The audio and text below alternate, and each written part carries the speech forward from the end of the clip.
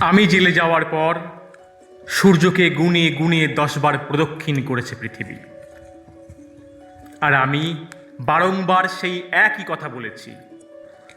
জেলখানায় কাটানো 10টা বছরে যা লিখেছি সব তাদেরই জন্য, যারা মাটির পিঁপড়ের মতো, সমুদ্রের মাছের মতো, আকাশের নিচে পাখির মতো অগণন, যারা ভীরু, যারা যাযাবর, যারা নিরক্ষর, যারা শিক্ষিত, যারা শিশুর মতো সরল, যারা ধ্বংস করে, যারা সৃষ্টি করে, কেবল তাদেরই জীবন মুখর আমার গানে।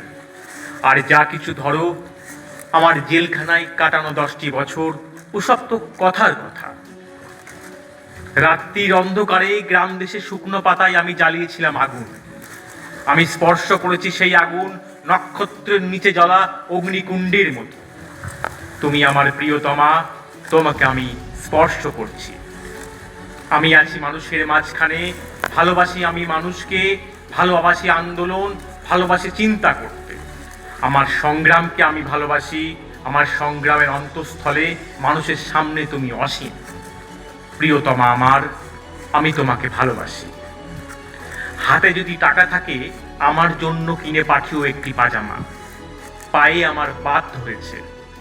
ভুলে যেও না, স্বামী যার জেলখানায় তার মনে যেন সবসময় ফুর্তি থাকে।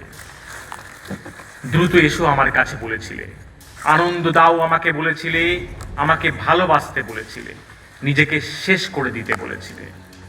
দ্রুত এসেছি, আনন্দ দিয়েছি, ভালোবেসেছি, মরে গেছি।